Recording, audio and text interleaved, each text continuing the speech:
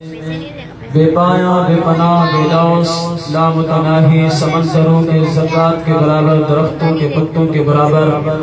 حضور سید عالم صلی اللہ علیہ وسلم کی بارگاہ اقدس میں نذرانہ درود و سلام پیش کرنے کے بعد میری اور آپ کی خوش نصیبی کہ اللہ جل وعلا نے ہمیں زندگی میں ایک بار پھر اپنی اس محفل پاک اور اپنی اس محفل پاک کے تصدق سے نیکیاں اور برکتیں لوٹنے کی توفیق عطا فرمائی، اور ہمیں یہ توفیق عطا کی کہ ہم یہاں جمع ہوئے ہیں۔ دعا ہے رب العزت سے کہ اللہ جل وعلا ہم سب کو اس محفل پاک کی بے شمار برکتیں لوٹنے کی توفیق رفیق عطا فرمائے اور اس پر عمل کرنے کی توفیق رفیق عطا فرمائے۔ میرا موضوع معراج النبی صلی اللہ علیہ وسلم کے حوالے سے ہے کہ جو 2 یا 3 دن بعد شب معراج آنے والی ہے۔ معراج النبی صلی اللہ علیہ وسلم حضور سید عالم صلی اللہ علیہ وسلم کا دوسرا سب سے بڑا معجزہ ہے۔ معراج النبی حضور سید عالم صلی اللہ علیہ وسلم کا دوسرا سب سے بڑا معجزہ ہے،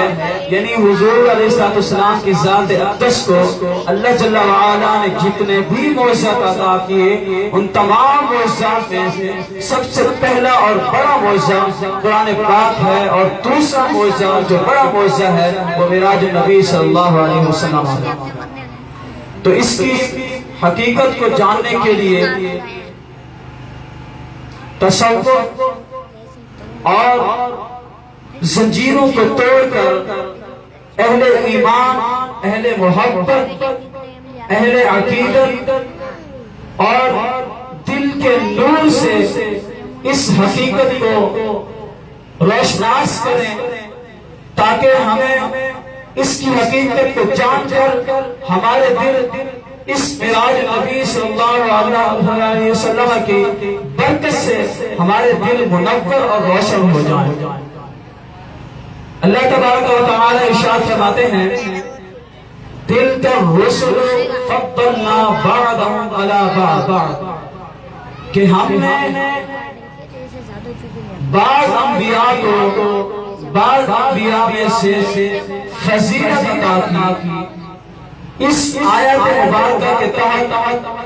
یہ ایک مسلم حقیقت ہے کہ نفس نبوت و رسالت تمام انبیاء کرام علیہ السلام نفس نبوت و رسالت کے برابر ہیں، لیکن فضائل و برکات،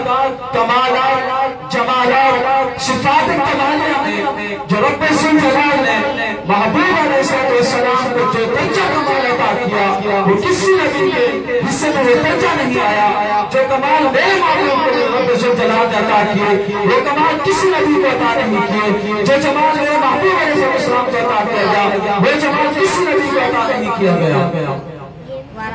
حضرت سیدنا عبداللہ ابن عباس رضی اللہ تعالی عنہما سے مروی ہے، آپ فرماتے ہیں کہ ہم چند صحابہ کرام رضوان اللہ تعالی علیہم اجمعین آپس میں گفتگو فرما رہے تھے، گفتگو کر رہے تھے، اتنے میں حضور سید عالم صلی اللہ علیہ وسلم تشریف لاتے ہیں اور حضور سید عالم صلی اللہ علیہ وسلم فرماتے ہیں اے میرے صحابہ تم کس کے متعلق بات کر رہے ہو، کون سے موضوع پر گفتگو کر رہے ہو، کون سا ٹاپک چل رہا ہے؟ تو عبداللہ ابن عباس رضی اللہ تعالی عنہ فرماتے ہیں خدا کے ابی و امی یا رسول اللہ صلی اللہ علیہ وسلم ہم آپس میں گزشتہ انبیاء کرام علیہ السلام کے متعلق گفتگو فرما رہے تھے، اور وہ یہ تھی کہ حضرت سیدنا ابراہیم خلیل اللہ ہوئے، حضرت سیدنا اسماعیل ذبیح اللہ ہوئے، حضرت سیدنا موسیٰ کلیم اللہ ہوئے، حضرت سیدنا عیسیٰ روح اللہ ہوئے، حضرت سیدنا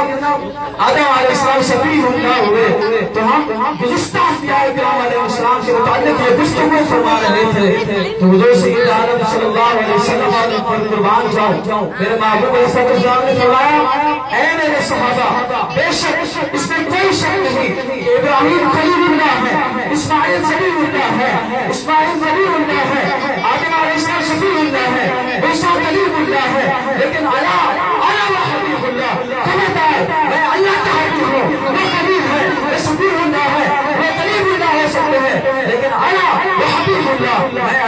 حبیب۔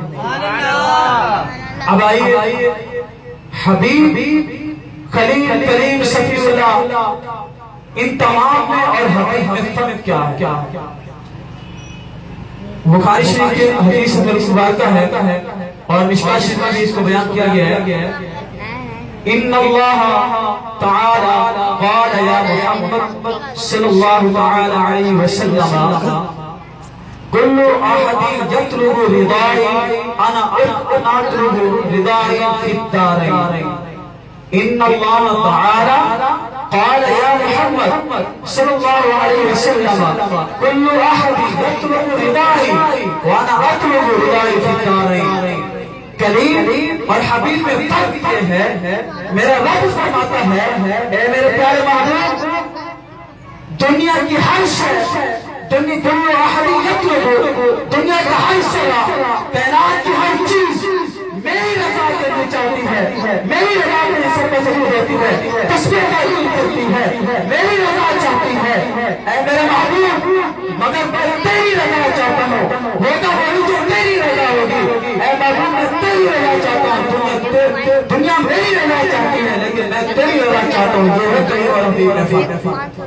کلیم وہ ہے کہ جس کا ہر قول فعل اللہ کی رضا کے لیے ہو، لیکن حبیب وہ ہے کہ رب تعالیٰ سے فرماتے ہیں کہ اے محبوب تیری رضا کے لیے سب کچھ کرتا ہوں۔ تیری فرمایا کہ یہ کبرا ہو جائے تو یہ کبرا ہو گیا، فرماتے ہیں فتح اس دنیا میں بھی تیری چاہت ہے، تیری رضا میں چاہتا ہوں اور آخرت میں بھی میں تیری رضا چاہوں گا۔ اور سوف یعطیک ربک فترضی، ان قریب ہم تمہیں اتنا عطا کر دیں گے کہ اے محبوب آپ راضی ہو جائیں۔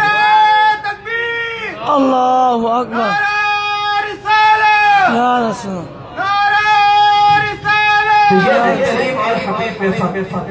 کہ جو دنیا کی تمام کائنات رب جلال کی رضا کے لیے سر پر سجود ہوتی ہے، تسبیح تعریف کرتی ہے، جتن کرتی ہے، کوشش کرتی ہے، لیکن قربان جاؤ میرے نبی پر کہ میرے نبی کی ایسی عظمت ہے، میرے نبی کی ایسی شان ہے کہ میرے رب جلال فرماتا ہے اے محبوب دنیا میری رضا چاہتی ہے، میں تیری رضا چاہتا ہوں۔ تو آئیے اب چلتے ہیں موضوع کی طرف۔ معراج النبی صلی اللہ علیہ وسلم، معراج اس میں اعلیٰ کا صیغہ ہے، عروج سے بنا ہے، جس کے معنی ہیں زینہ یعنی سیڑھی، اوپر چڑھنا۔ اسی طرح معراج النبی صلی اللہ علیہ وسلم کے اس آیت مبارکہ سبحان الذی اسریٰ میں 3 مراحل کو بیان کیا گیا ہے۔ کتنے؟ 3 مراحل کو بیان کیا گیا ہے۔ سبحان الذی اسریٰ بعبدہ لیلا من المسجد الحرام الی المسجد الاقصی، مسجد حرام سے مسجد اقصی تک اس کو اسریٰ کہا گیا، اور مسجد اقصی سے سدرۃ المنتہا تک اس کو معراج کہا گیا۔ خواجہ نظام الدین اولیاء رحمۃ اللہ تعالی علیہ نے سدرۃ المنتہا کے اوپر کے مقام کو اعراج کا نام،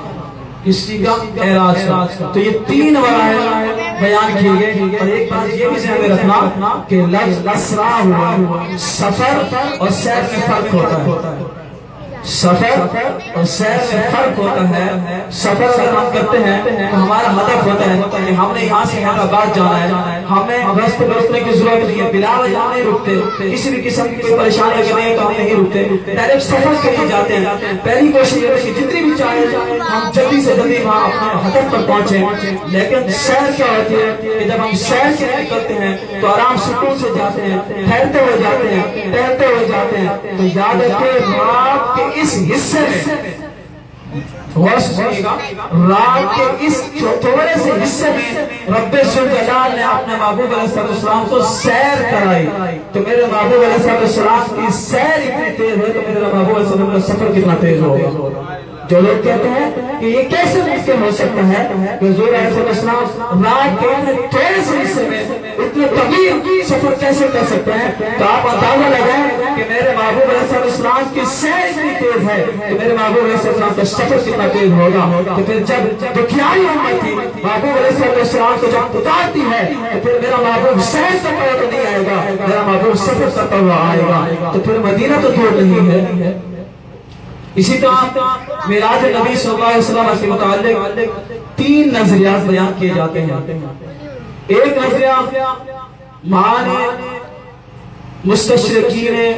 दुश्मनाने दीन का है कि माज़ अल्लाह वो लोग ये कहते हैं कि मेराज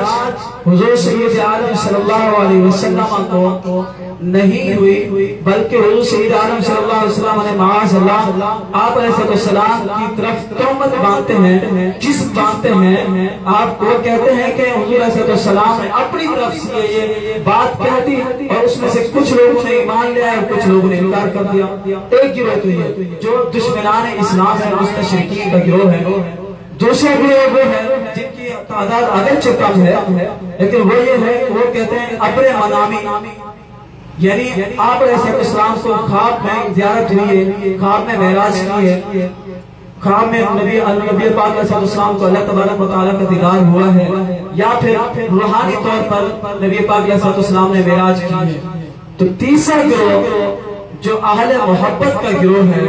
जो अल्लाह और उसके रसूल से सच्ची मोहब्बत करने वाले लोग हैं, जमहूर अक्सर उलमा अक्सर के नजदीक ये है कि मेरा महबूब अलैहिस्सलाम ने सर की आंखों के साथ जिस मौजूद के साथ अल्लाह जल्ल वाला का दीदार किया। कोई फलक ते रह याद गया, कोई जा सितरा ते हार गया, कोई फलक ते रह याद गया, कोई जा सितरा ते हार गया। एक तबली वाला सी एक गाली तबली वाला सी जरा अश्क नबी पाक